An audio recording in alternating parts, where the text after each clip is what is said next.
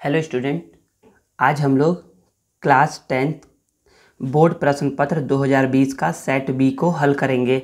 Last video में ना आप लोगों को बोर्ड प्रश्न पत्र 2020 का सेट ए हल सहित मिला था पूरा। इस वीडियो में आपको बोर्ड प्रश्न पत्र 2020 का सेट बी पूरा हल मिलेगा, ठीक है ना। तो चलिए स्टार्ट करते हैं इसको पढ़ना।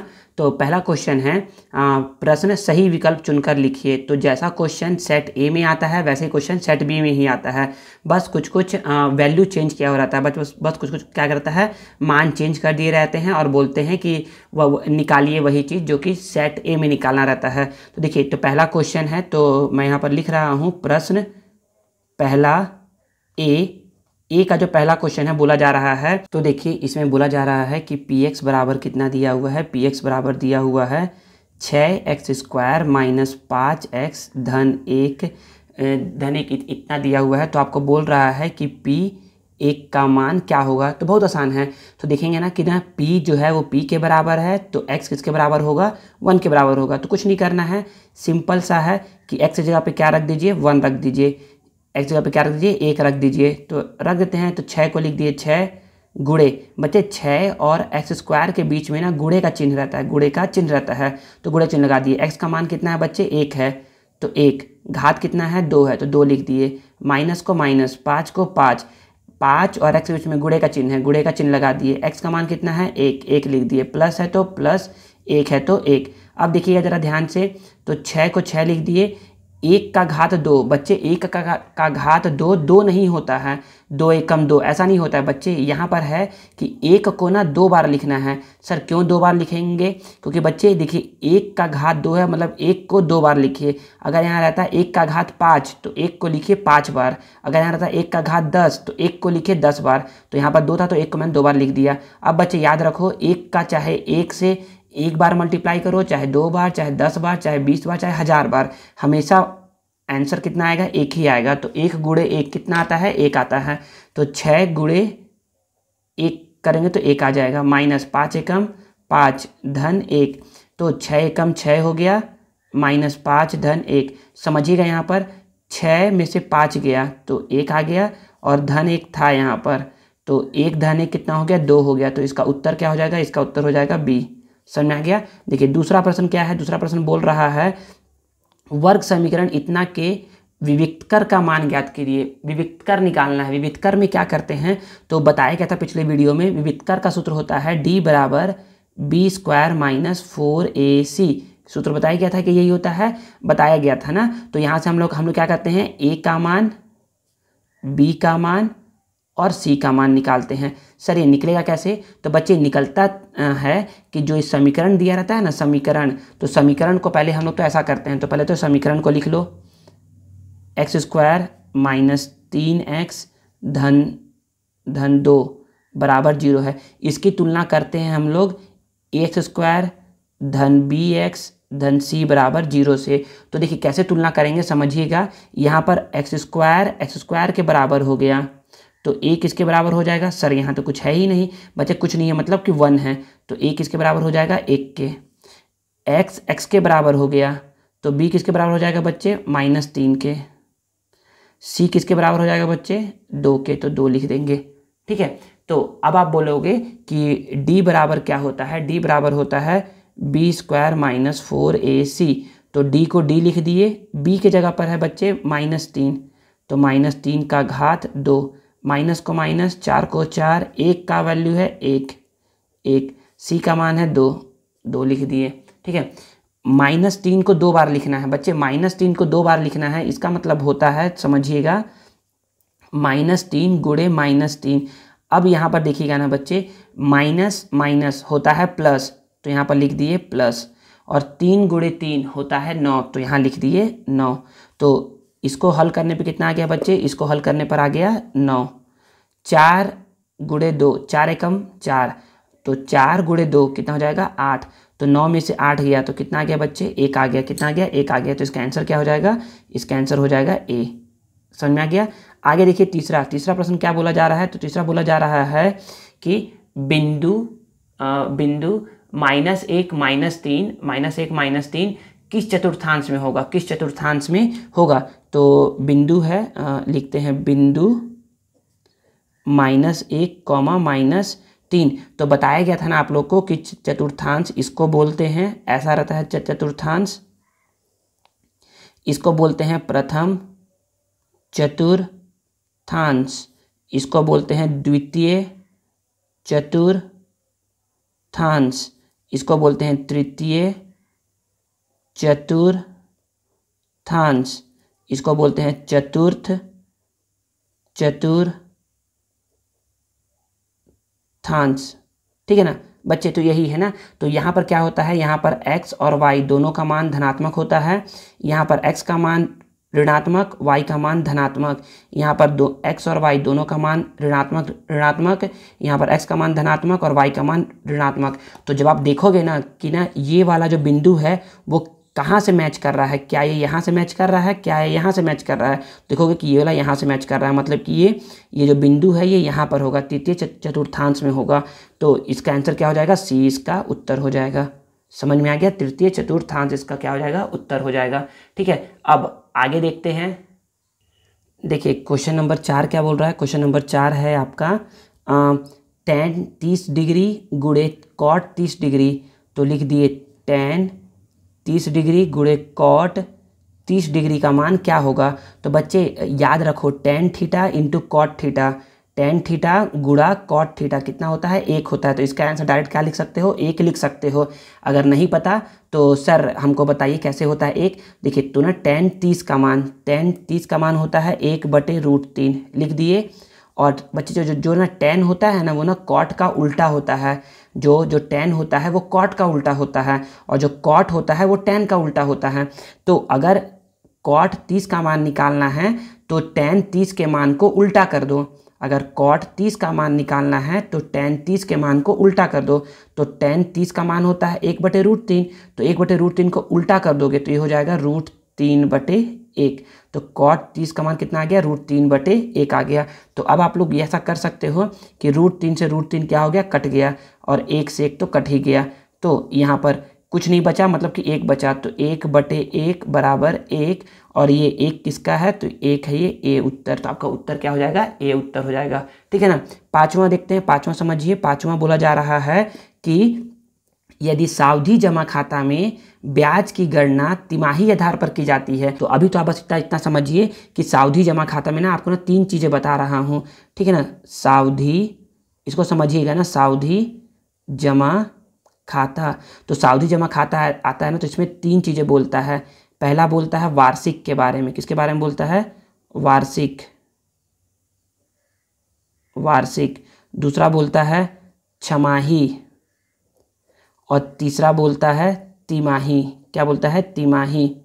तो बच्चे याद रखो, पहले तो वार्षिक अगर बोलेगा ना तो वार्षिक को भी भूल जाओ। अभी मैं छमाही और तिमाही बता रहा हूँ। तो छमाही और तिमाही में समझिए कि अगर आपको बोलता है ना कि सावधि जमा खाता आता है और वहाँ पर कहीं लिखा रहता है कि ना ब्याज की गणना छमाही की जा रही है, ब्याज की गणना तिमाही की जा रही है। तो बच्चे जब भी छमाही रहेगा ना तो जो दर होता है ना, दर को क्या करते हैं, दर होता है आधा, दर क्या हो जाता है, आधा हो जाता है। और तिमाही में दर क्या हो जाता है, दर हो जाता है 1/4। क्या हो जाता है, 1/4। ठीक है ना। और समय जब दर आधा हुआ है तो समय क्या हो जाएगा, दुगना या 2 गुना, दुगना हो जाएगा, या 2 गुना हो जाएगा। तो और यहाँ पर समय क्या हो जाएगा बच्चे, समय हो जाएगा 4 गुना। क्या हो जाएगा, 4 गुना। सर ये कैसे बच्चे, इसको तो याद कर लो। अगर समझना कि कैसे हुआ है तो समझाते हैं। देखिए छमाही आधार पर किया जाता है ना, तो बोलोगे 1 साल में कितना छमाही, मतलब 1 साल में 6 महीने कितने बार आते हैं, तो बोलोगे सर 2 बार आते हैं। तो इसलिए क्या करते हैं, इसको 2 से भाग देते हैं, और दर को क्या करते हैं, भाग देते हैं हमेशा।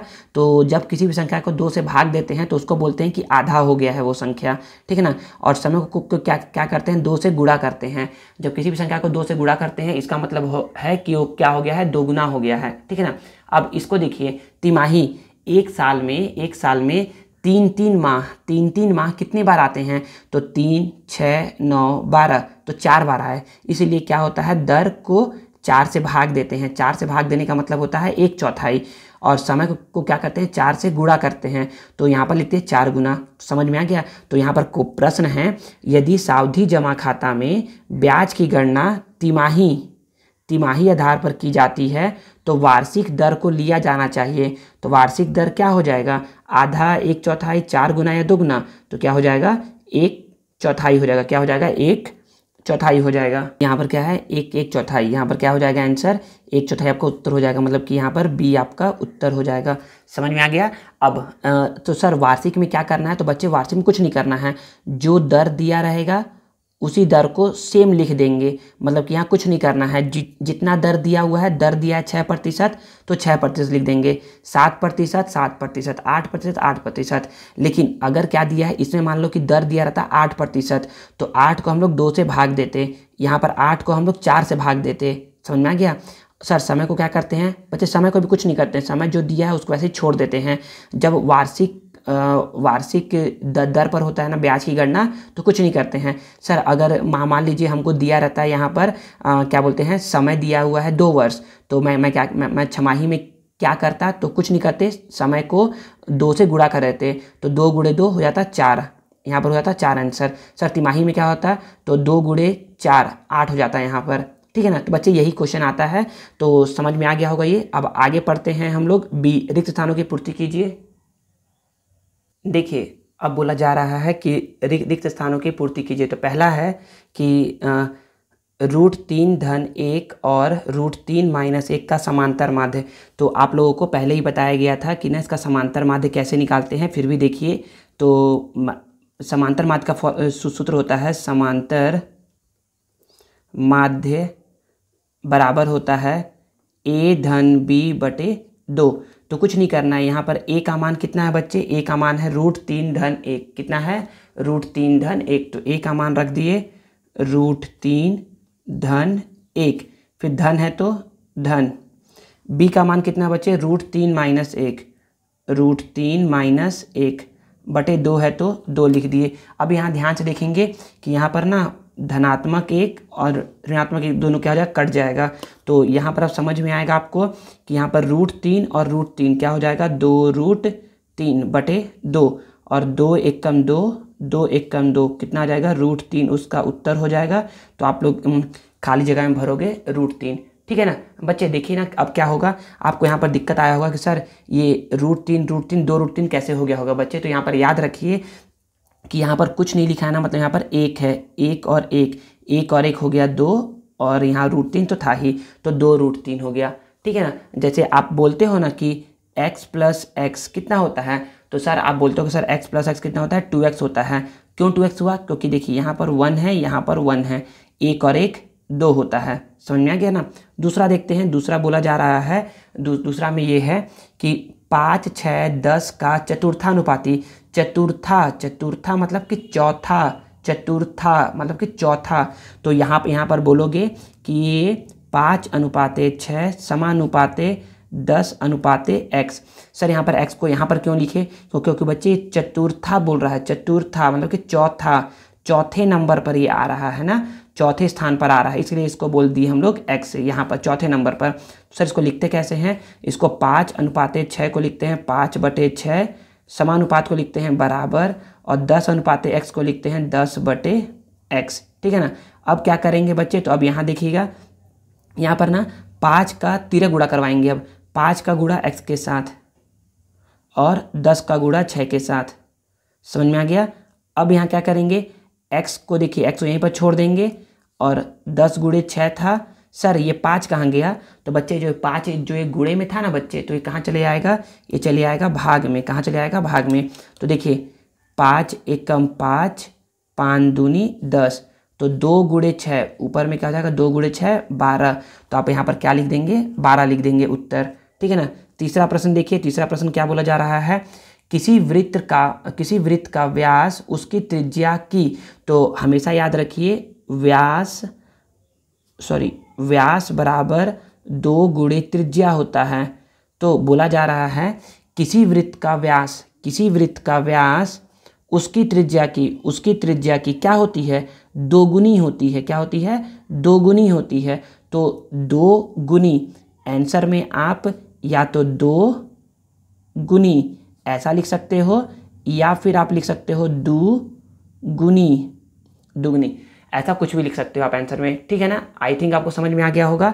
अब देखते हैं प्रश्न 4, चौथा क्या बोला जा रहा है। चौथा बोला जा रहा है cos 90 माइनस 53, बोला जा रहा है cos 90 माइनस 53, 90 माइनस 53 का मान डैश होता है। तो देखिए 90 माइनस 53 तो कुछ नहीं करना है, cos को cos लिख दिए, 90 में से 53 को घटा लो, तो 90 में से 53 को घटाओगे ना बच्चे तो आता है 37, तो इसका उत्तर हो जाएगा 37। या फिर एक याद रखो, cos 90 minus theta, cos 90 minus theta होता है साइन, cos 90 माइनस थीटा होता है साइन थीटा।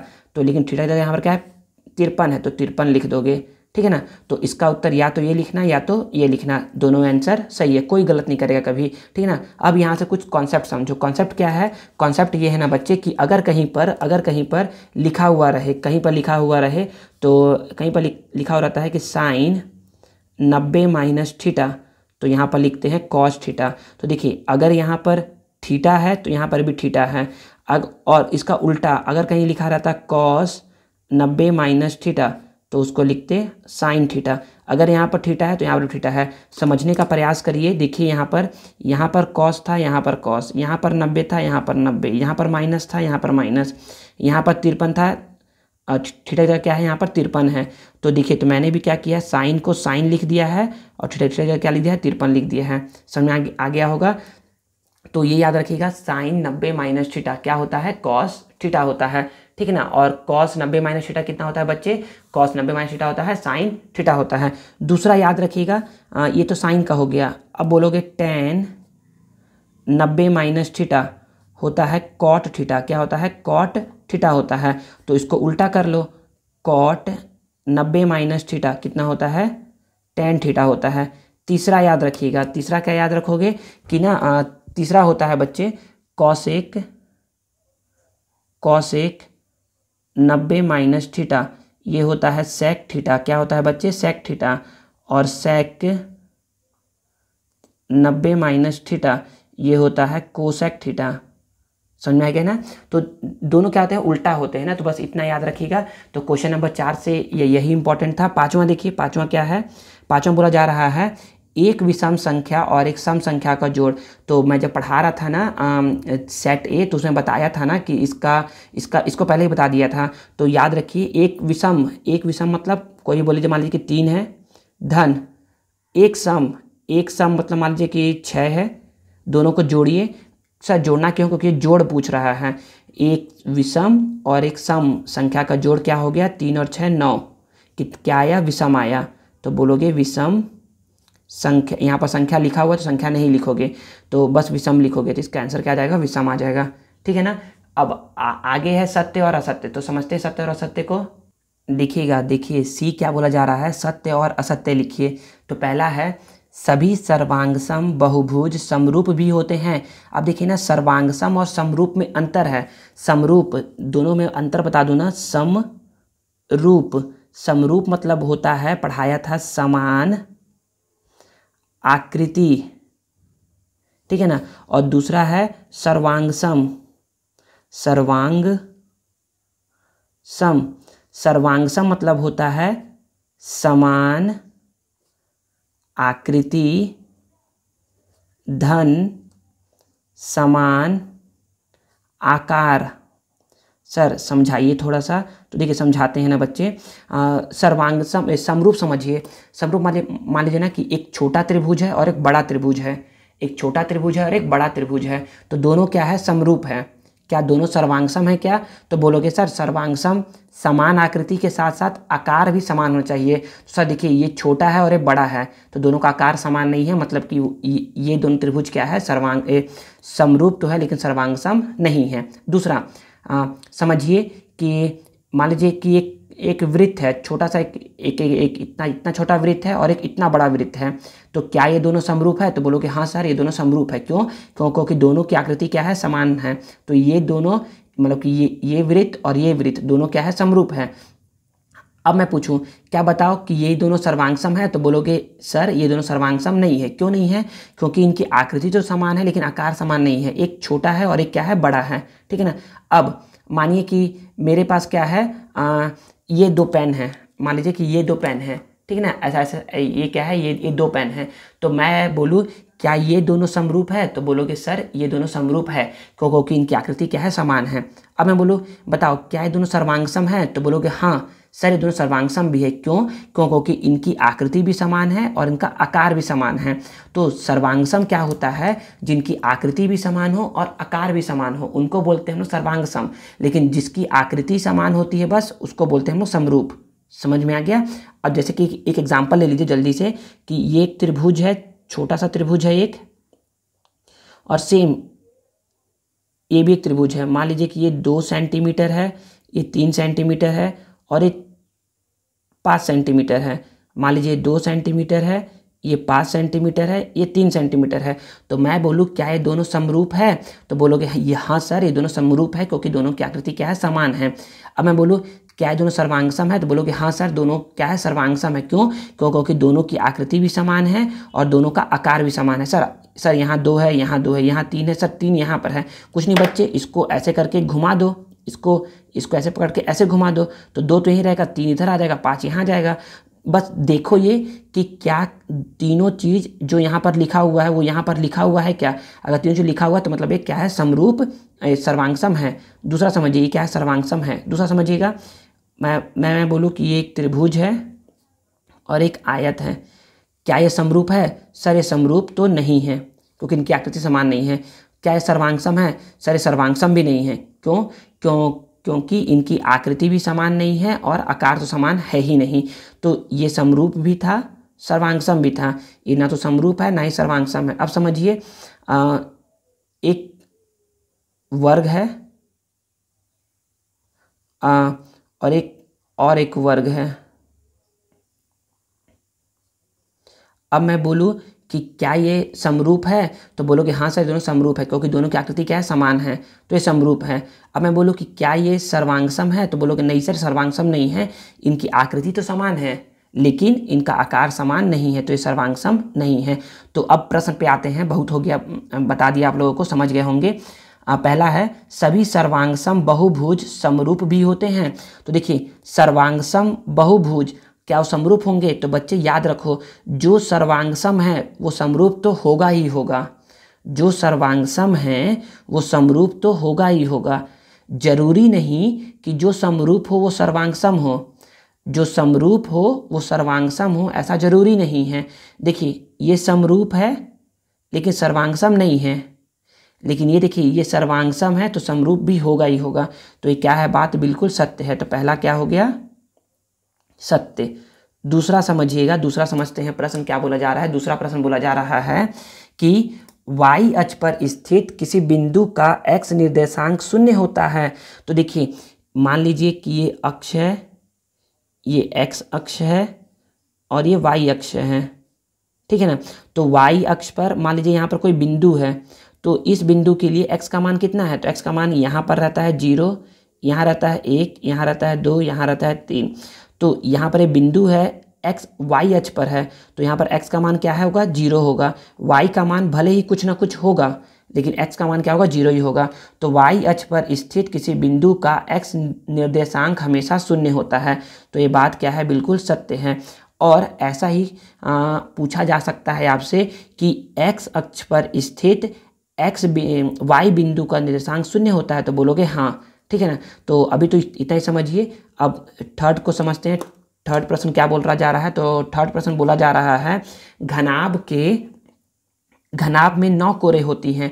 तो घनाभ पहले होता क्या है ये समझिए। तो घनाभ क्या है, एक त्रिविमीय आकृति है, त्रिविमीय आकृति है। तो घनाभ बच्चे कुछ ऐसा होता है, माचिस का डब्बा देखे हो वही घनाभ है, कार्टून बॉक्स देखे होगे वो भी घनाभ है। तो एक घनाभ कुछ ऐसा होता है, ठीक है ना, सॉरी ऐसा होता है, घनाभ कुछ ऐसा होता है। तो बोला जा रहा है कि घनाभ में 9 कोरे होती हैं। तो बच्चे घनाभ में 9 कोरे नहीं होती हैं। कोरे मतलब समझो ये, इसको बोलते हैं कोरे। एक तो गिनते हैं ना जल्दी से कितने कोरे होती हैं, तो देखिए जल्दी से गिनते हैं हम लोग, तो बोलेंगे 1 कोरा, दूसरा, तीसरा, चौथा, पाँचवा, छठवां, सातवां, आठवां, नौवां, 10वां, 11वां, 12वां। कितने कोरे होते हैं? 12 कोरे होते हैं। ये बोल रहा है कि 9 है, तो ये बात बिल्कुल असत्य बोल रहा है। ठीक है ना। चौथा देखिए, चौथा क्या बोला जा रहा है? चौथा बोला जा रहा है कि वित्तीय वर्ष 1 अप्रैल से प्रारंभ होकर 31 मार्च को समाप्त होता है। तो हाँ बच्चे, वित्तीय वर्ष जो होता है ना, मतलब कि जो नया साल होता है सरकार के लिए वित्तीय वर्ष का, वो 1 अप्रैल से प्रारंभ होता है और 31 मार्च को समाप्त होता है। तो ये बात क्या है? बिल्कुल सत्य है। तो इसको याद रखिएगा। ये वन वर्ड, ये क्या है? एक वाक्य में ये उत्तर दिया हुआ है, तो इसको याद ही रखिएगा। पांचवा क्या बोला जा रहा है? पांचवा बोला जा रहा है, यदि चतुर्भुज के चारों कोण समान हो तो प्रत्येक कोण का मान 90 अंश होगा।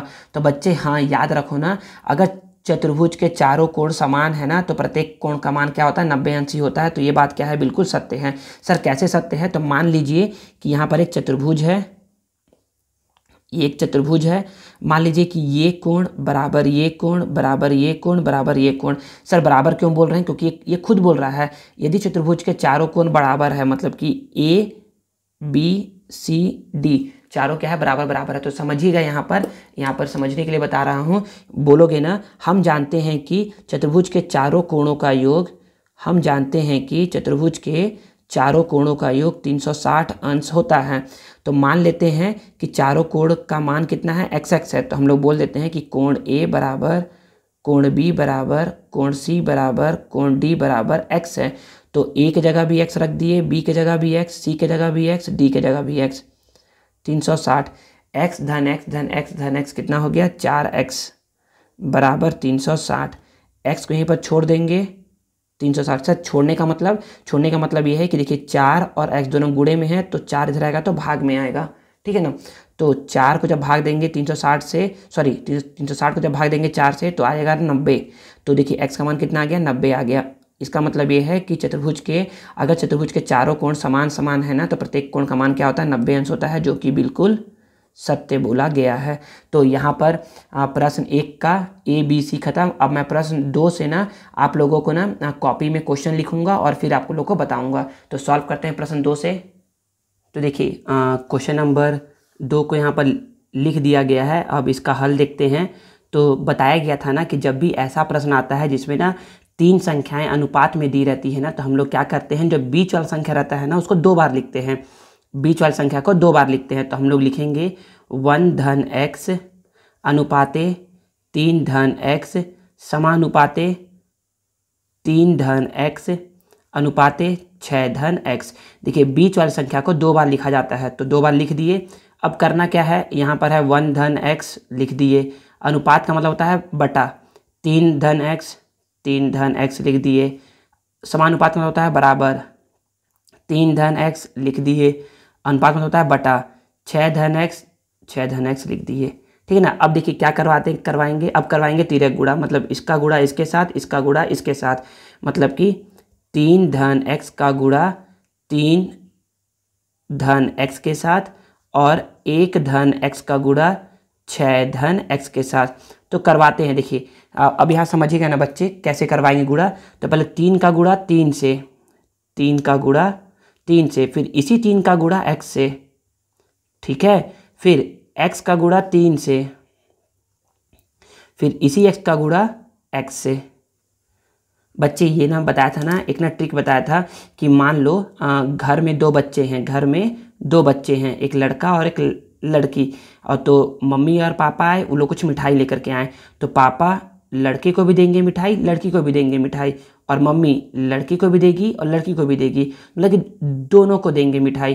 तो इसीलिए क्या होता है, जब गुणा करवाते हैं तो दोनों के साथ करवाते हैं, मतलब कि जितना संख्या रहेगा उतने संख्या से करवाएंगे गुणा।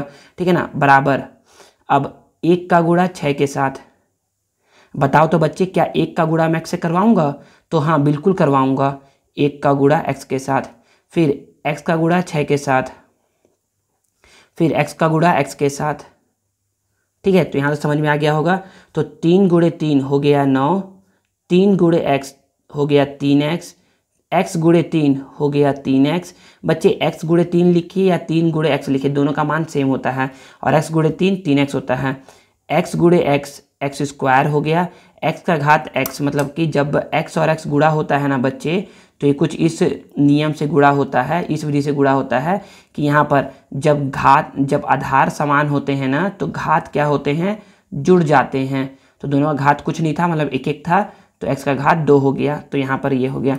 आगे 6 एकम 6, 1 गुणे x x, 6 गुणे x 6x, और x गुणे x एक्स स्क्वायर, ठीक है ना। तो आगे ये बोला जा रहा है कि 9 को 9 लिख दिए, और 3x और 3x हो गया 6x, धन एक्स स्क्वायर बराबर 6x, और 6x हो गया 7x, धन एक्स स्क्वायर। सर इसको जोड़ दीजिए ना, 9 और 6x, 9 और 6x कितना हो जाएगा जोड़ करके? बच्चे याद रखो 9 और 6x कभी नहीं जुड़ेगा। सर 6x और एक्स स्क्वायर जुड़ जाएगा क्या? नहीं बच्चे, ये भी कभी नहीं जुड़ेगा। तो सर कब जुड़ेंगे? तो बच्चे ये तभी जुड़ेंगे ना जब यहाँ पर भी अगर x होता तब 6x और 9x दोनों जुड़ जाते, जब यहाँ पर एक्स स्क्वायर होता तो ये दोनों जुड़ जाते, लेकिन यहाँ पर तो है नहीं, तो ये दोनों जुड़ेंगे नहीं। तो 9 को तो मैं 9 लिख दिया, इसको ऐसे ही लिख दिया, इसको ऐसे ही लिख दिया। तो सर अब क्या करेंगे? तो देखिए ना, अब बच्चे के क्या करेंगे, अब जो ये ना जो संख्या लिखा हुआ है ना दायां पक्ष में, उसको अब लेकर के आएंगे बायां पक्ष में। कैसे करेंगे? +6 है, धनात्मक 6 है, इधर आएगा तो ऋणात्मक 6, +7 है, इधर आएगा तो -7, प्लस एक्स स्क्वायर है तो माइनस एक्स स्क्वायर बराबर 0। इधर क्या बच गया? कुछ नहीं बचा, मतलब 0 बच गया। अब देखिएगा यहाँ पर, तो यहाँ पर +9 और -6, +9 और -6 होता है प्लस का 3, +6x और -7x माइनस का x होता है, plus x square minus square cut गया, यहाँ आ गया 0। अब ये 3 को तो 3 लिख दिया, अब -x उस साइड आएगा तो क्या आ जाएगा? धनात्मक में x, तो ये x बराबर कितना आ गया? 3 आ गया। तो बच्चे अब याद रखो ना, उत्तर ना ऐसे मत छोड़ देना, यहाँ लिखना कि अतः x का मान 3 है। अब इसको लिखना उत्तर करके, समझ में आ गया? ऐसे ही लिखेगा ना उत्तर, तो आप लोग को नंबर ना अच्छा मिलेगा, नंबर मतलब कहीं कटेगा नहीं, ठीक है। अब देखते हैं प्रश्न तीसरा को। देखिए तो प्रश्न 3 क्या बोल रहा है? प्रश्न 3 बोल रहा है बिंदु 3,4 की मूल बिंदु से दूरी ज्ञात करना है। तो बिंदु 3,4 तो हम लोग लिखते हैं प्रथम बिंदु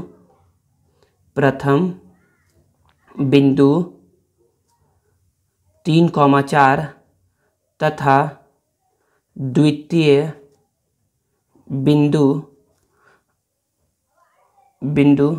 जो कि मूल बिंदु है।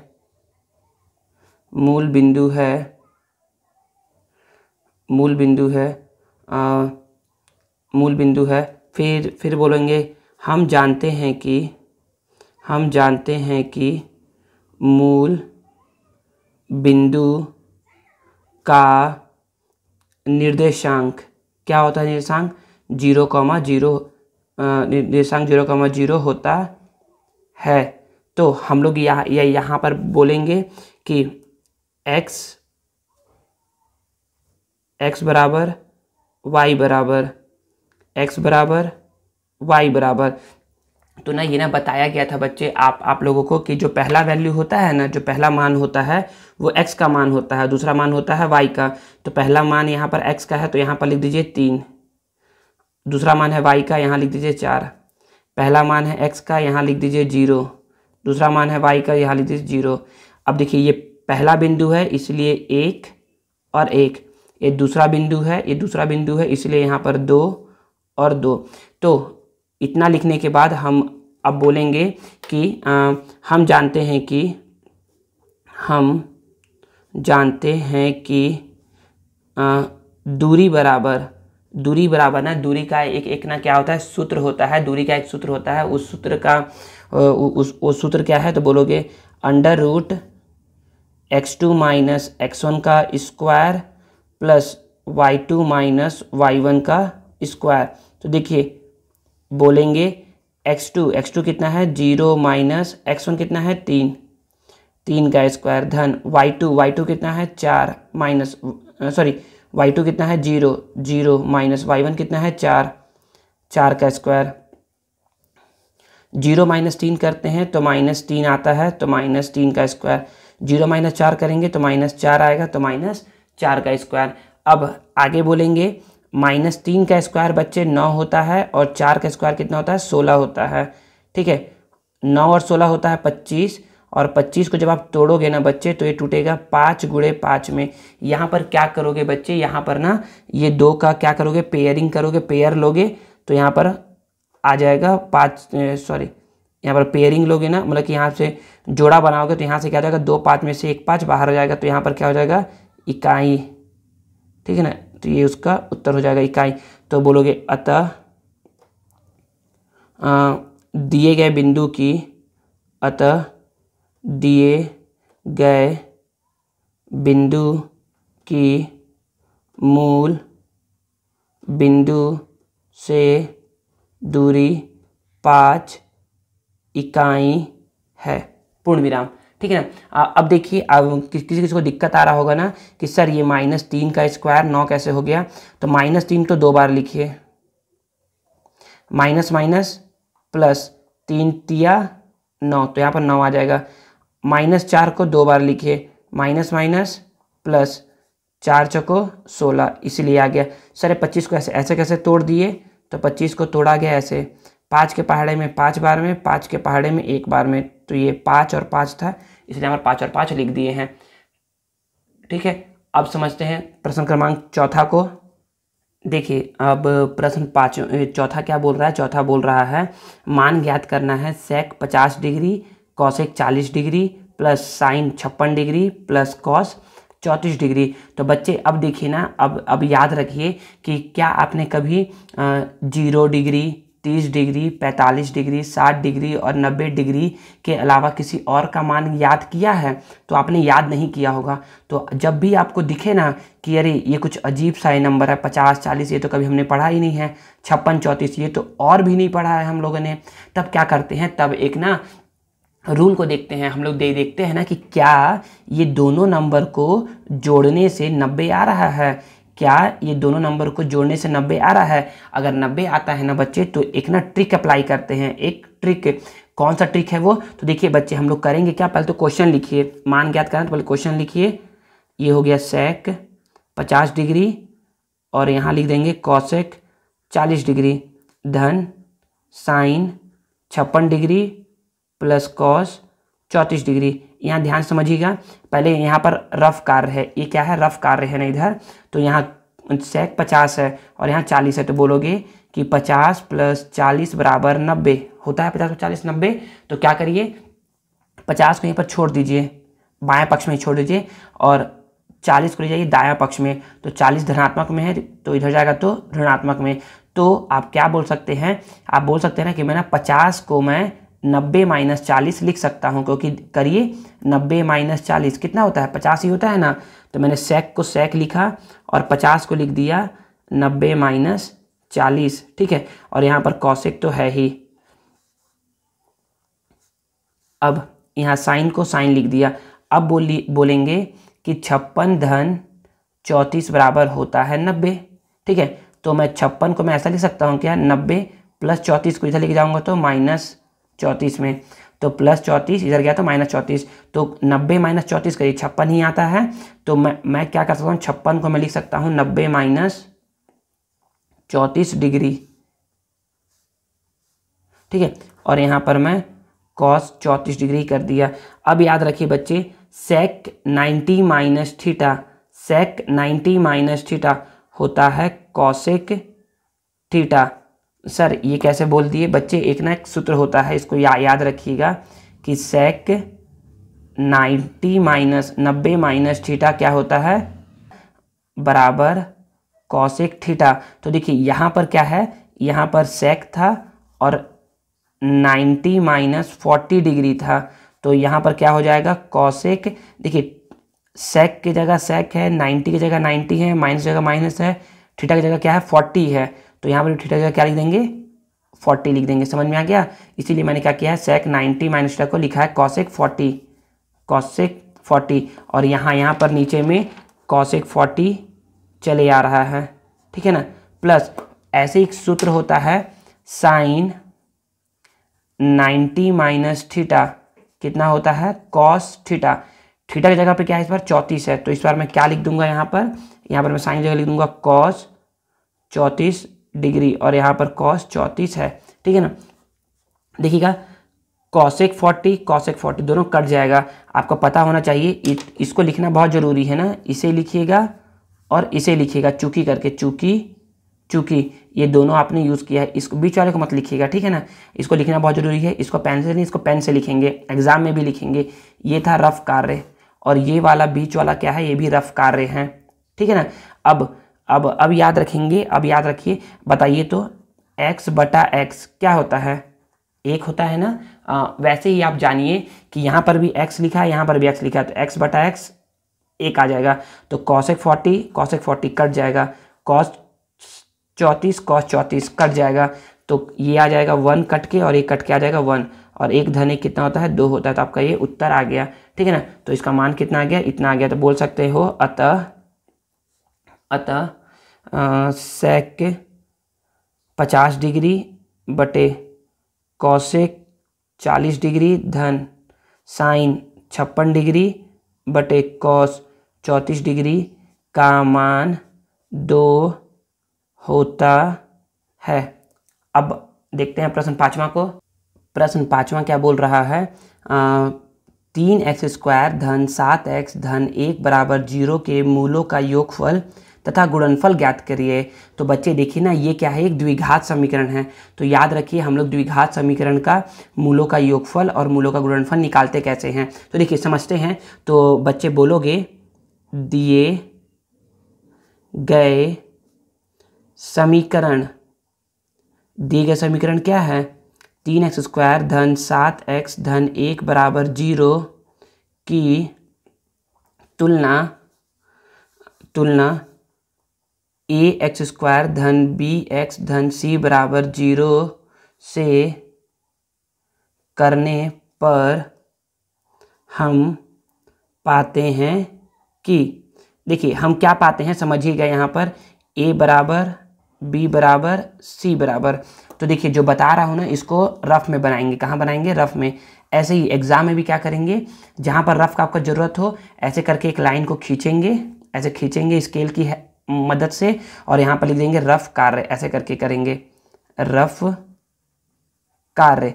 अब देखिए ना रफ कार्य है मतलब कि समझ जाएगा ना चेक करने वाला कि आपने यहाँ रफ किया है, तो इसको चेक नहीं करना है और आपका इसमें वो नंबर नहीं काटेगा कभी भी, याद रखिए ऐसे ही बनाएंगे ना तो कभी भी नंबर नहीं कटेगा।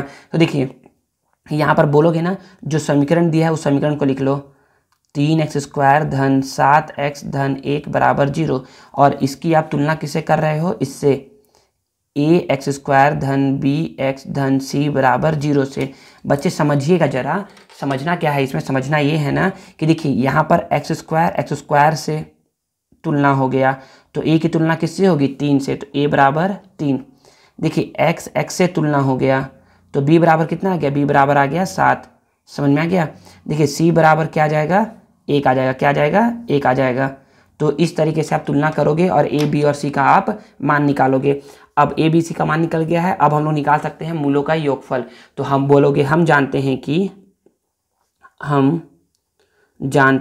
कि क्या जानते हैं, मूलों का योगफल। मूलों का योगफल क्या होता है बच्चे, -b/a सूत्र होता है ना, ठीक है।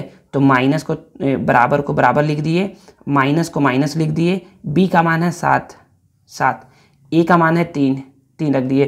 क्या 7/3 आगे हल हो सकता है, तो नहीं, तो यही 7/3 क्या हो गया आपका उत्तर आ गया।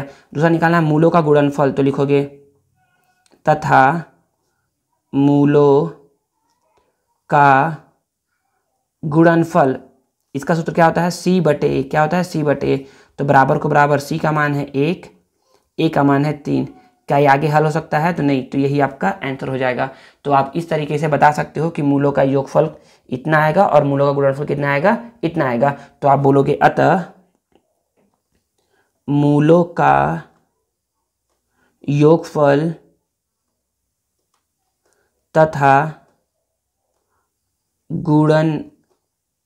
गुणनफल क्रमशः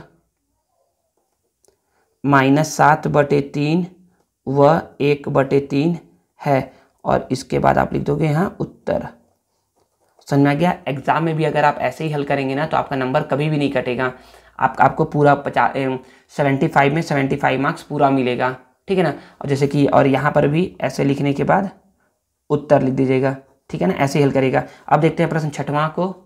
देखिए प्रश्न छठवां क्या बोल रहा है, प्रथम 10 सम संख्याओं का औसत ज्ञात करिए। तो देखिए सम संख्या पहले होता क्या, पहले तो ये जानिए सम संख्या क्या होते हैं। ऐसी संख्याएं जो 2 से पूर्णतः विभाजित हो जाए तो उन संख्याओं को सम संख्या कहते हैं। या ऐसी संख्याएं जिनके इकाई के स्थान पर या तो 0 या तो 2 या तो 4 या तो 6 या तो 8 आता है, तो उनको बोलते हैं सम संख्या बोलते हैं, ठीक है ना। तो देखिए तो हम बोलेंगे, हाँ बोलोगे प्रथम 10 सम संख्याएं क्रमशः क्या क्या क्या है। तो पहला होता है सम संख्या 2, दूसरा 4, तीसरा 6, 8, 10, 12, 14, 16, 18 और 20, यही होता है ना। चेक कर लेते हैं एक बार। 1 2 3 4 5 6 7 8 9 10, 2 4 6 8 10 12 14 16 18 20, बिल्कुल यही क्या है, प्रथम 10 सम संख्याएं हैं। अब इनका औसत निकालना है। तो आप बोलोगे हम जानते हैं कि औसत बराबर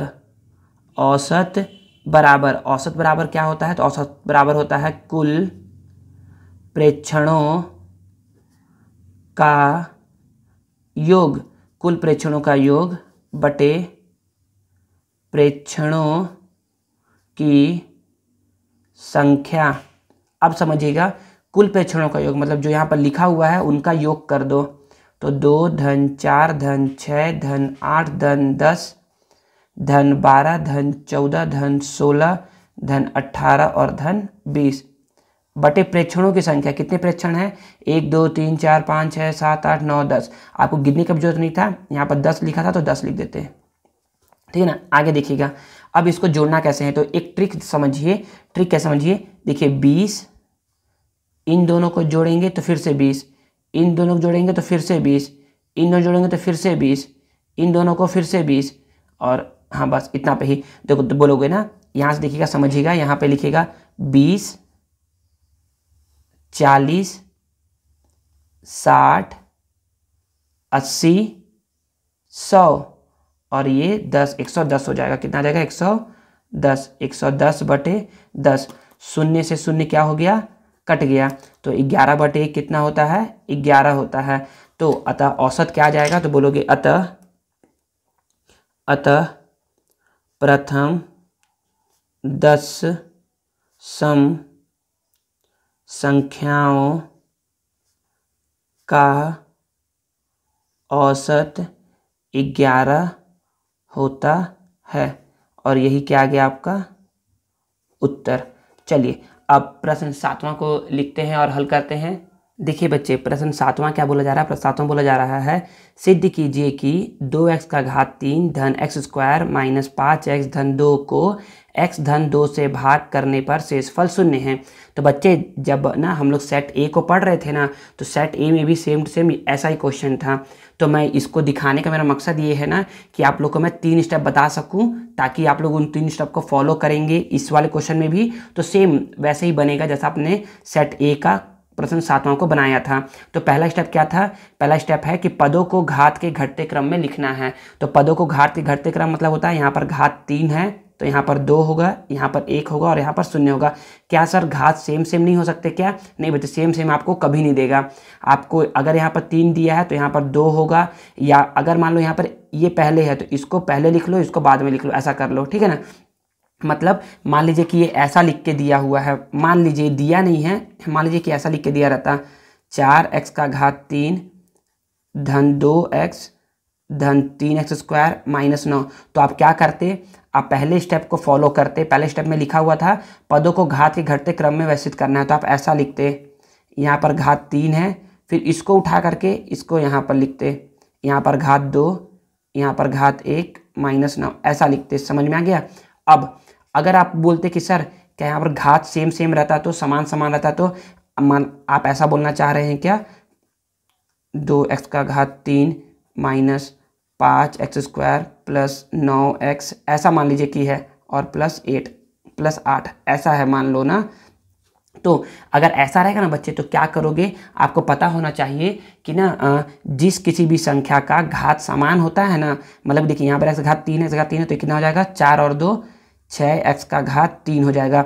क्या ये और ये हल होंगे? तो बिल्कुल नहीं, क्योंकि यहाँ पर x⁻³ है x⁻2 है, तो ये -5x² धन 9x धन 8, तो ये हो जाएगा। समझ में आ गया ना। अगर घात समान समान है तो उसको पहले जोड़ करके करिएगा। वैसे कभी भी याद रखिए, कभी भी आपको दो घात को समान करके वो कभी नहीं देगा, कभी नहीं देगा, ठीक है ना। अगर दे दिया तो वो बहुत कम चांस है, लेकिन नहीं देगा वो, ठीक है ना। हाँ ये कर सकता है कि ऐसा बना करके दे सकता है आपको कि पहले क्या करे, कम घात वाले को दे दे, फिर ज़्यादा घात वाले को दे। तो आपको यही याद रखना है कि हमको क्या लिखना है, पहले पदों को घात के घटते क्रम में व्यवस्थित करना है, ठीक है ना। तो चलिए अब इसके लिए भी वही रूल अप्लाई करते हैं और इसको भी हल करते हैं। तो देखिए यहाँ पर प्रश्न लिखा जा चुका है। तो यहाँ पर पहला स्टेप था कि पदों को घात के घटते क्रम में व्यवस्थित करना है, तो घात का घटते क्रम में लिख दिए हैं। यहाँ घात 3 है, घात 2 है, घात 1 है और 0 है। दूसरा स्टेप क्या था, पहले पद को पहले पद से भाग देना है। तो यहाँ का पहला पद क्या है, यहाँ का पहला पद है 2x² और यहाँ का पहला पद क्या है, x है। तो इसको भाग देंगे तो यहाँ पर देखिए 2 तो 2 ही आ जाएगा, और यहाँ पर जो ये x है ना, यहाँ पर 1x है, यहाँ पर 2x है। इसको जब लिखोगे तो यहाँ पर लिखोगे x गुणे x, तो 1x क्या हो जाएगा, कट जाएगा तो बचेगा 1x, तो इसको लिख देंगे। तो आगे कितना 2x आ गया। इस 2x को यहाँ पर लिखना रहता है, लिख दिए। अब तीसरा स्टेप क्या रहता है, तीसरा स्टेप रहता है कि स्टेप 2 के आंसर को स्टेप भाजक से क्या करना था, गुणा करना रहता है। तो स्टेप 3 में स्टेप 2 का जो आंसर है ना, स्टेप 2 का जो आंसर है उसको भाजक से गुणा करना रहता है। तो x धन 2 से गुणा कर देंगे। देखिए कैसे गुणा करेंगे ना, तो बच्चे यहाँ समझिएगा गुणा कैसे करते हैं। 2x का गुणा करेंगे पहले x के साथ, मतलब इसका पहले गुणा करेंगे इसके साथ, फिर इसी का गुणा करेंगे 2 के साथ, फिर इसी का गुणा करेंगे 2 के साथ। देखिएगा 2 एकम 2 और x गुणे x होता है बच्चे x², 2 दूनी 4 और यहाँ पर x। सर यहाँ पर एकम क्यों बोले, क्योंकि यहाँ पर कुछ नहीं था ना, कुछ नहीं मतलब 1 है। तो 2 एकम 2 x² धन 2 4x। तो अब क्या करते हैं, तो जो आता है उसको यहाँ पर लिखते हैं 2x का। और देखिए यहाँ गलती कर दिया ना, यहाँ पर घात 3 था तो यहाँ 3 लिखूँगा, यहाँ पर ये 2 हो जाएगा, क्योंकि यहाँ पर 3 बार x रहेगा तो कट जाएगा। तो और यहाँ पर आ जाएगा 2x² और यहाँ पर आ जाएगा 2x²। जब गुणा करूँगा तो x² x⁻³ और यहाँ पर 2, ठीक है ना। तो यहाँ पर लिखूँगा 2x⁻³ प्लस 4x², ठीक है। अब एक लाइन छोड़ करके हमें क्या करना, चिन्ह को चेंज करना है। तो अगर यहाँ पर देखिए, यहाँ पर क्या है, प्लस रहता है। जब कुछ नहीं लिखा है तो प्लस है, कुछ नहीं लिखा है तो प्लस है, तो प्लस है तो माइनस, प्लस है तो माइनस, चेंज करते हैं, उल्टा करते हैं। अब देखिए +2 -2 कट के क्या हो गया, 0 +1 कुछ नहीं है, मतलब कि +1 है, +1 और -4 कितना होता है, -3 होता है। तो यहाँ लिख देंगे -3x² और इसको नीचे लिख देंगे -5x। समझ में आ गया। अब ये हमारा यहाँ पर फर्स्ट स्टेप, मतलब कि पहला पड़ाव क्या हो गया, पार हो गया। अब फिर से यहाँ पर आ गया है। अब इसको भी क्या करते हैं हम लोग, घात के घटते क्रम में लिखते हैं। अब फिर से इसको हल करेंगे। तो पहले क्या करना है, इसको घात के घटते क्रम में लिखना है। तो स्टेप 1 तो कंप्लीट है, घात के घटते क्रम में लिखा हुआ है। ये यहाँ 3 है, यहाँ 2 है, यहाँ 1 है, यहाँ 0 है, 0 है। अब दूसरा स्टेप क्या बोलता है कि पहले पद को पहले पद से भाग देना है। तो भाग देते हैं पहले पद को। पहला पद क्या है यहाँ पर, ध्यान दीजिए इस बार -3x² है, ठीक है ना। और दूसरा पद क्या है यहाँ पर, पहला पद को पहला पद से, तो पहला पद और पहला पद क्या है, x है। तो यहाँ पर -3 तो -3 ही आ जाएगा।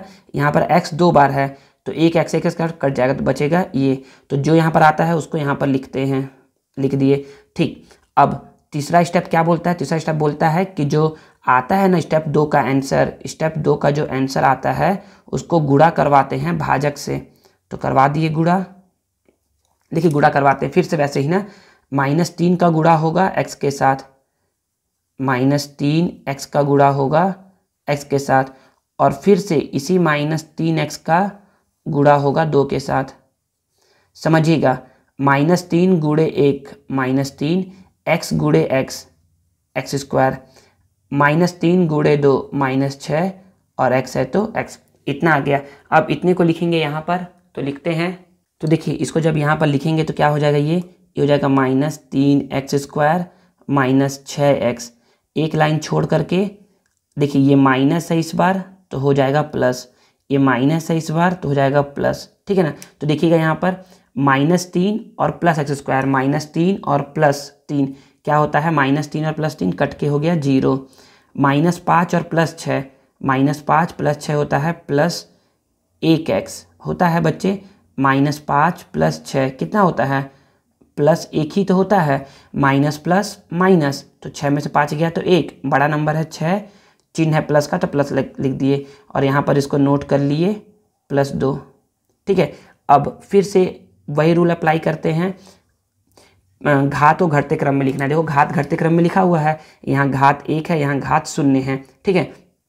दूसरा स्टेप क्या होता है, पहले पद को पहले पद से भाग देते हैं। तो जब x को x से भाग दोगे तो कितना आ जाएगा, 1, ठीक है ना। x से कट गया, बच गया 1, तो जो 1 आता है उसको लिखते हैं यहाँ पर, लिख दिए। अब तीसरा स्टेप क्या बोलता है, जो स्टेप 2 का जो आंसर है उसको गुणा करवाते हैं भाजक के साथ, करवा दिए गुणा।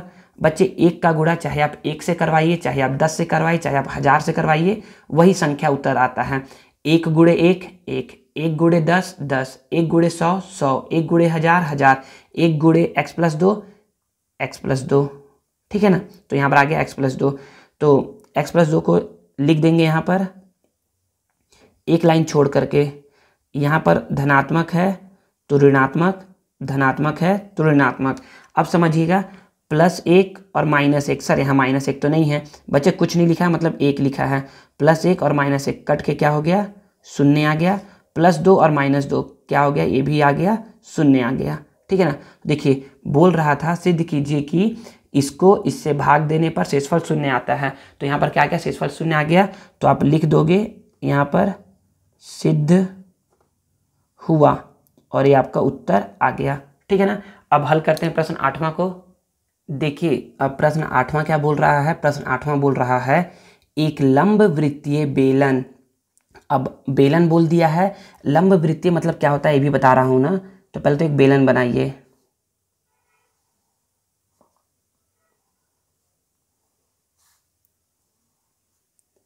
बच्चे याद रखिए ना आप लोग ना, लंब वृत्ति का मतलब होता है कि वो क्या होगा, जो यहाँ पर जो कोण होगा ना वो 90 अंश का होगा। लंब वृत्ति मतलब होता है कैसा खड़ा एकदम सीधा सीधा बेलन, कहीं से टेढ़ा मेढ़ा नहीं है वो बेलन, ठीक है ना। तो लंब वृत्ति मतलब होता है कि वो क्या रहता है, इसके बीच में 90 अंश का कोण बनता है, मतलब कि अगर आप मतलब कि एक सीधा बेलन जो है उसको बोलते हैं लंब वृत्तीय बेलन। तो लंब वृत्तीय बेलन के आधार की परिधि, तो बेलन का आधार गोल होता है, मतलब कि ऐसा होता है, वृत्ताकार होता है, क्या होता है, वृत्ताकार होता है। तो लंब वृत्तीय बेलन के आधार की परिधि, ये परिधि दिया हुआ है कितना, 44, और परिधि किस आकृति का होता है, परिधि होता है वृत्ताकार आकृति का। तो बोलोगे हल में बोलोगे दिया है बेलन के आधार की परिधि बराबर 44 सेंटीमीटर। और अभी बताया हूँ बेलन का जो आधार है ना वो वृत्ताकार है, तो वृत्त का परिधि क्या होता है, वृत्त का परिधि होता है 2πr, 2πr, ये हो गया 44 के। तो देखिए ना यहाँ पर लिख रहा हूँ, 2 को 2 लिख दिया, पाई को लिख दिया 22/7, और आर को मैंने क्या कर दिया, आर ही छोड़ दिया, बराबर 44।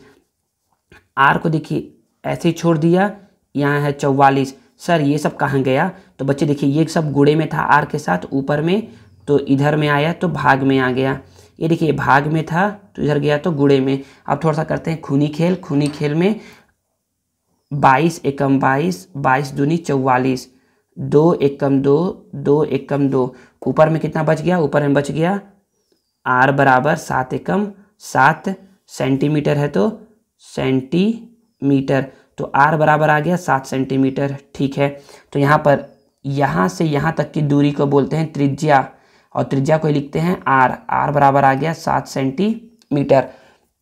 बेलन की ऊंचाई 10 सेंटीमीटर है, मतलब ये होता है बेलन की ऊंचाई। तो बेलन की ऊंचाई h बराबर 10 सेंटीमीटर। तो बोलोगे बेलन, यहाँ पर लिख रहा हूँ, हाँ ये यहाँ पर बना रहा हूँ ना, आप लोग इसके नीचे लिखिएगा लेकिन मैं यहाँ पर बना रहा हूँ, ठीक है ना। तो बोलोगे बेलन की त्रिज्या r बराबर 7 सेंटीमीटर तथा बेलन की ऊंचाई h बराबर 10 सेंटीमीटर।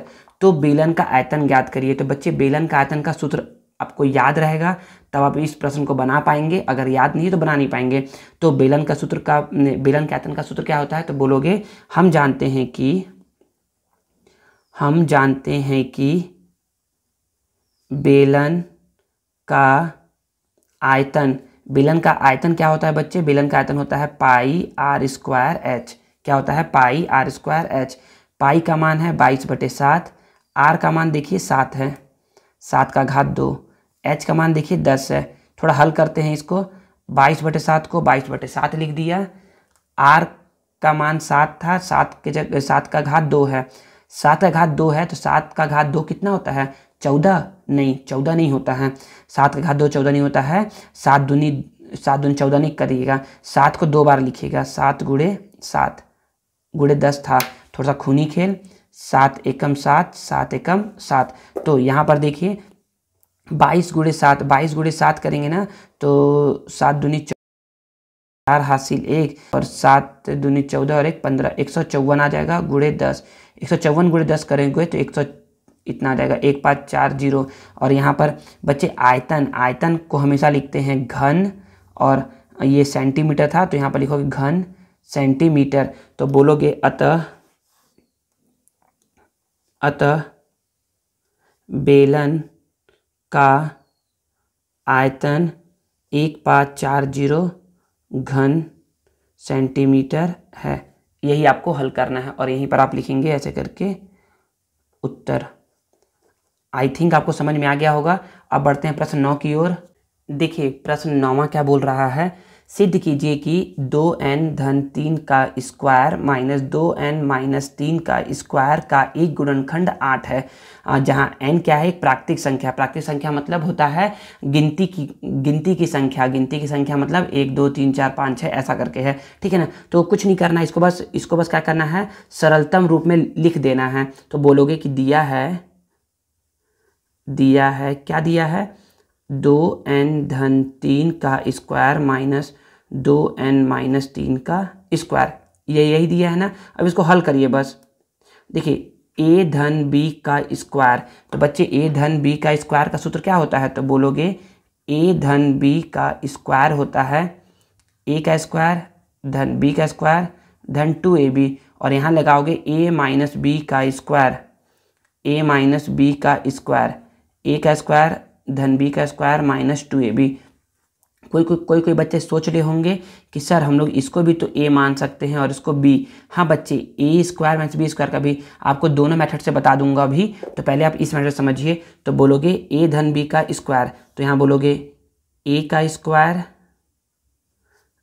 धन b का स्क्वायर धन 2ab, इसको इतना लिख दिए, ठीक है ना। इसको ऐसा करके ब्रैकेट के अंदर कर लो, माइनस a माइनस b का स्क्वायर, a का स्क्वायर धन b का स्क्वायर माइनस 2ab, इसको भी ब्रैकेट के अंदर कर लो, ठीक है ना। अब यहाँ समझिएगा 2n का घात 2 है, 2n का घात 2 कितना होता है बच्चे, 2n को 2 बार लिखना है, 2n को 2 बार लिखना है। तो 2 गुणे 2 4 और n गुणे n स्क्वायर, तो यहाँ पर कितना आ गया 4n स्क्वायर। 3 का घात 2 6, बिल्कुल नहीं, 3 का घात 2 6 बिल्कुल नहीं होता, 3 को 2 बार लिखोगे, तो 3 को 2 बार मतलब कि 3 गुणे 3, 3 तिया 9, और इसको जब गुणा करवाओगे 2 दूनी 4 और 4 तिया 12, 12n, इसको ब्रैकेट के अंदर माइनस देखिए सेम यहाँ पर भी यही नंबर है, 2n का स्क्वायर 4n स्क्वायर प्लस 3 का स्क्वायर 9, और यहाँ पर माइनस में है बस 2 दूनी 4 और 4 तिया 12n। अब देखिए इसको ब्रैकेट को खोल देते हैं तो ये आ जाएगा 4n स्क्वायर धन 9 धन 12n minus plus minus minus plus minus minus minus plus. ज़रा देखिएगा यहाँ ध्यान से, 4n स्क्वायर प्लस में है, यहाँ माइनस में है, कट गया। 9 प्लस में है, माइनस में है, कट गया। 12n प्लस में है और यहाँ भी प्लस में है, तो 12 और 12 कितना हो गया 24n। अब यहाँ 8 का गुणनखंड बोल रहा है, किसका गुणनखंड बोल रहा है 8 का। तो मैं यहाँ पर ऐसा करूँगा, 8 को कॉमन उभयनिष्ठ निकाल लूँगा, बाहर निकाल लूँगा, और ऐसे समझिए इसको मैं लिख सकता हूँ 8 गुणे 3n, 8 तिया 24 और n। 8 को मैं बाहर लिख लिया और यहाँ लिख दिया 3n, ठीक है ना। और यहाँ 8 को 8 लिख दिया और n को बोल दिया, मतलब इसको बोल दिया m, तो यहाँ कितना हो गया 8m हो गया। तो यहाँ पर बोलोगे कि माना 3m बराबर m, जहाँ m बिलोंग्स टू, इसको बोलते हैं बिलोंग्स टू, क्या बोलते हैं बिलोंग्स टू, जहाँ m belongs to natural number, मतलब कि प्राकृतिक संख्या, जहाँ n बिलोंग्स करता है प्राकृतिक संख्या से। यहाँ पर यही है, यहाँ पर ऐसे बस लिख दीजिएगा, जहाँ पर जो m है ना स्मॉल m, वो किससे बिलोंग करता है, वो बिलोंग करता है प्राकृतिक संख्या से। यहाँ पर e ऐसा बनाइएगा, ठीक है ना, ऐसा करके ही, ठीक है। तो यहाँ पर देखिए आ गया, तो बोल सकते हो कि चूँकि दिए गए व्यंजक का एक गुणनखंड 8 है, ऐसा लिखिएगा। चूँकि स्पष्ट है कि, या फिर समीकरण 1 से, यहाँ पर लिखिएगा ना, आगे में थोड़ा सा लिखिएगा, यहाँ पर लिखिएगा, यहाँ इसको चूँकि मत लिखिएगा, समीकरण 1 से स्पष्ट है कि दिए गए व्यंजक का एक गुणनखंड 8 है। क्योंकि देखिए यहाँ 8 आना चाहिए बस, ठीक है ना। वैसे ये जो था ना व्यंजक, ये ना 24 का भी क्या था गुणनखंड था, क्योंकि यहाँ पर 24 भी आया था। अब ये ना 6 का भी गुणनखंड है, क्योंकि आप 24 को आप 6 गुणे 4 भी लिख सकते हो, ठीक है ना। तो ये बहुत सारे का गुणनखंड है, हमसे 8 का पूछा तो हम 8 का बता दिए, ठीक है ना। अब देखिए यहाँ पर मैं एक दूसरे विधि से इसको हल करता हूँ। दूसरे विधि से कैसे हल करना है, तो जिसको ये बनाने का मन हो अच्छी बात है, जिसको ये बनाने का मन नहीं हो वो दूसरे सूत्र से हल करेगा। कैसे हल करेगा देखिए बता रहा हूँ। यहाँ पर दिया गया व्यंजक क्या था, दिया गया व्यंजक ये था 2n धन 3 का स्क्वायर माइनस 2n माइनस 3 का स्क्वायर। बच्चे एक सूत्र याद रखिए, सूत्र क्या है, मान लीजिए कि मैं इसको बोल दिया a, ठीक है, तो ये क्या हो जाएगा, ये लिखा हुआ है ऐसा कुछ तब, और यहाँ पर इसको मान लिया मैं b, तो ये हो जाएगा a square minus b square. हो जाएगा कि नहीं हो जाएगा, देखिए ये पूरा a है तो इसका स्क्वायर, माइनस है तो माइनस, ये पूरा b है तो इसका स्क्वायर, तो a square minus b square क्या होता है, a plus b, a minus b, यही होता है ना। तो देखिए यहाँ से समझिएगा, यहाँ से समझा रहा हूँ, अब ये तो समझाने के लिए था। तो यहाँ पर बोलोगे दिया है क्या दिया है, 2n धन 3 का स्क्वायर माइनस 2n माइनस 3 का स्क्वायर। तो इसको मैं माना था a, इसको माना था b, तो इसको लिखूंगा a धन b और लिखूंगा a माइनस b। तो देखिए ये a धन b, तो यहाँ पर बराबर कर लो, बराबर a धन करके इसको लिखना है,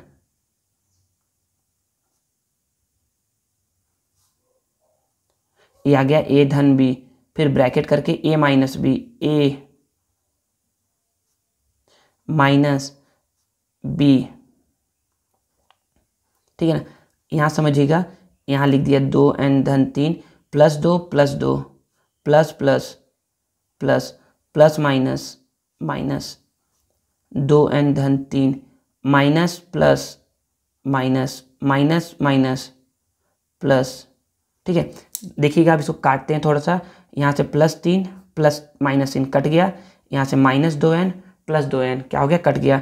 तो यहाँ पर देखेंगे तो यहाँ पर 2n धन 2n 4n और यहाँ पर 3 और 3 कितना हो गया, 3 और 3 हो गया ये 6। ठीक है, अब 4 छिका मतलब कि इसको कोष्टक और कोष्टक के बीच में गुणे का चिन्ह होता है ना, तो 4 छिका आ गया 24n और देखिए यही 24n यहाँ भी तो आया था। तो इतना या तो आप यहाँ से यहाँ तक ऐसे ये सूत्र लगा करके बना सकते हो, या तो आप ये सूत्र लगा करके इसको बना सकते हो। आपको जो पसंद आए, देखो ये आ गया, उसके बाद फिर ऐसे ही बनाना है। तो आपको जो पसंद आए आप उससे बनाइए। अब हम लोग लास्ट प्रश्न जो है प्रश्न 10 उसको हल करते हैं। देखिए बच्चे, प्रश्न 10वां क्या बोल रहा है, प्रश्न 10वां बोल रहा है वर्ग समीकरण 6x² धन 7x धन 2 बराबर 0 को हल करिए।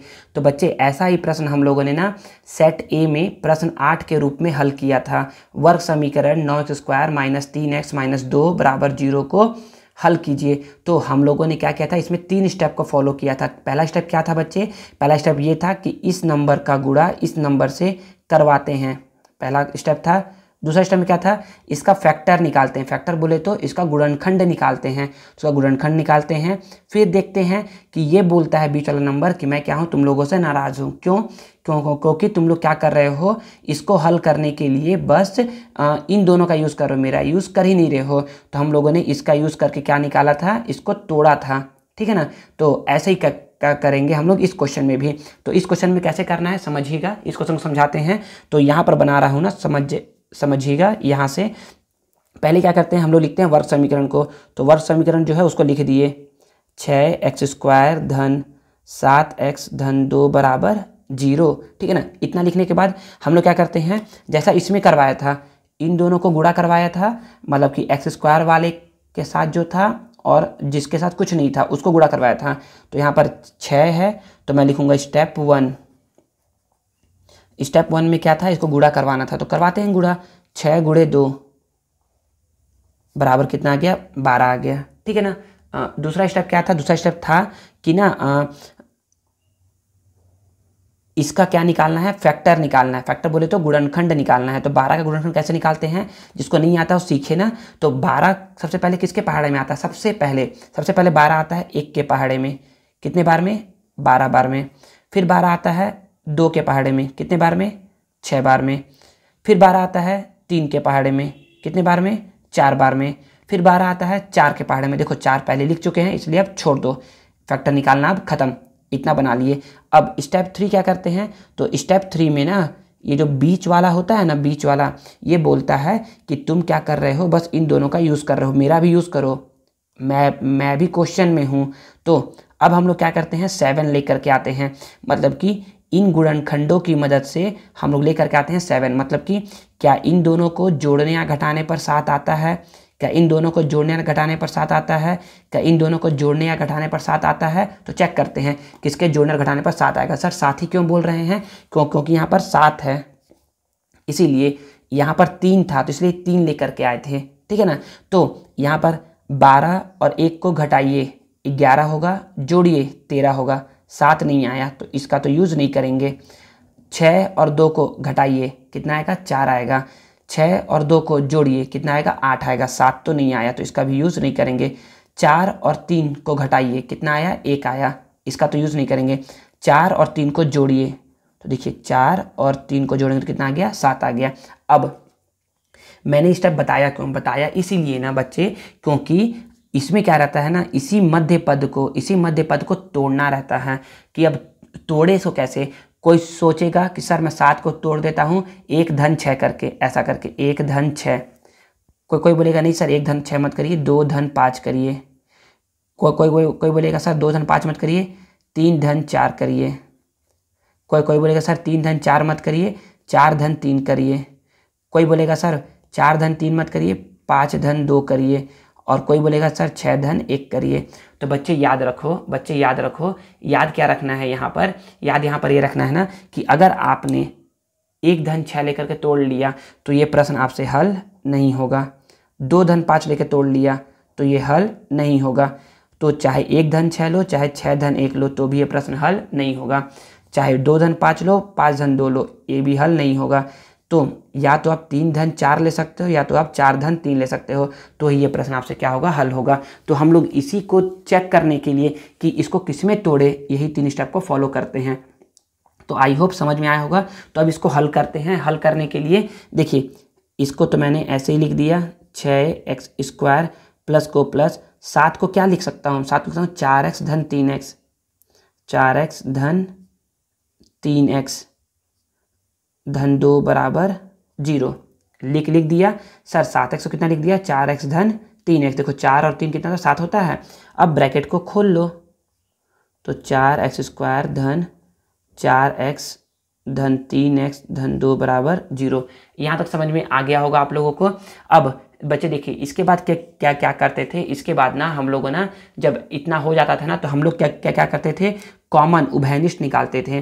तो इन दोनों में उभयनिष्ठ निकाले थे और इन दोनों में निकाले थे। तो इसमें भी इन दोनों में निकाल लो उभयनिष्ठ और इन दोनों में निकाल लो उभयनिष्ठ। तो उभयनिष्ठ कैसे निकालते थे, देखिए दोनों में क्या क्या कॉमन है। तो दोनों में कॉमन है, उभयनिष्ठ है 2 और क्या कॉमन है, x।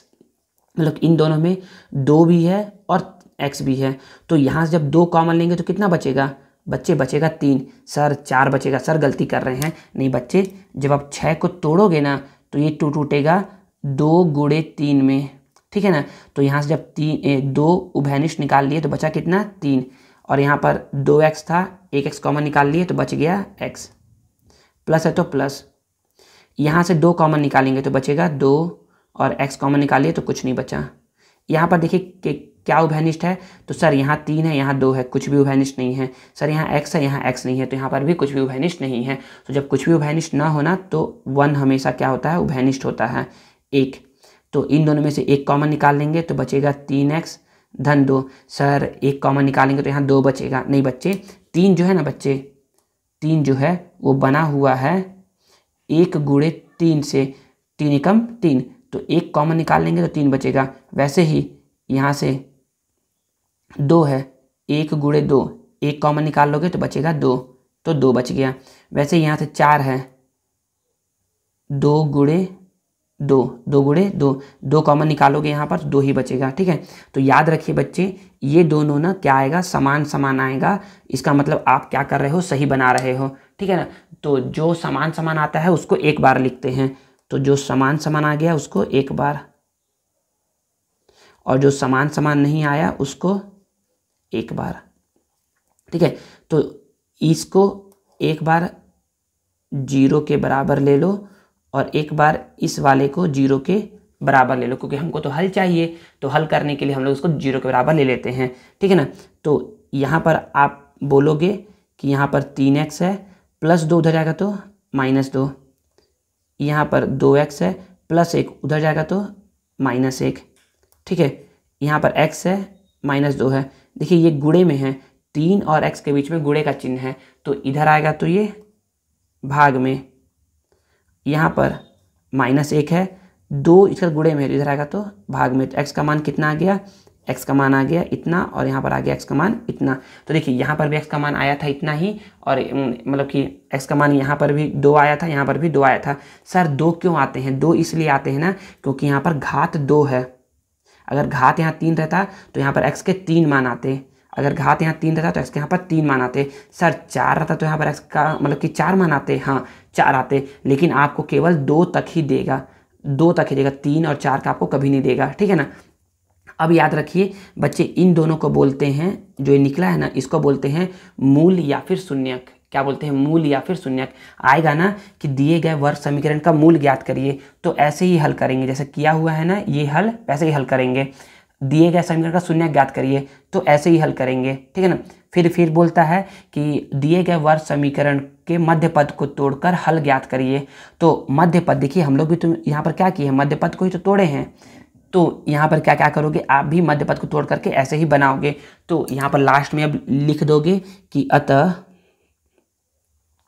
वर्ग समीकरण के हल -2/3 व -1/2 है, और यही आप लिख दोगे उत्तर।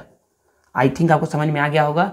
अब देखिए प्रश्न क्रमांक 11 से ना प्रश्न क्रमांक 18 तक same to same set A के ही जैसा है, सेट ए का ही जैसा क्वेश्चन रहता है, तो उसको फिर से बनाने का ज़रूरत नहीं है और ना ही फिर से अपलोड करने की ज़रूरत है। तो आप लोग अगर प्रश्न 11 से 18 तक देखना चाहते हो तो सेट ए को आप देख सकते हो, ठीक है ना, जो इसके पहले अपलोडेड है, ठीक है।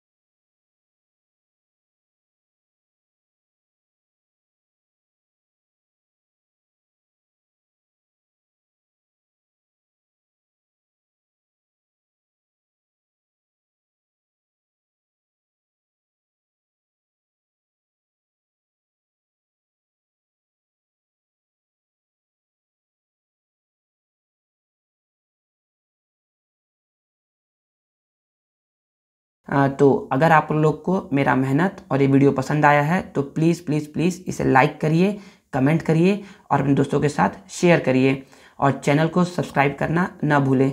मिलते हैं नेक्स्ट वीडियो में। Thank you.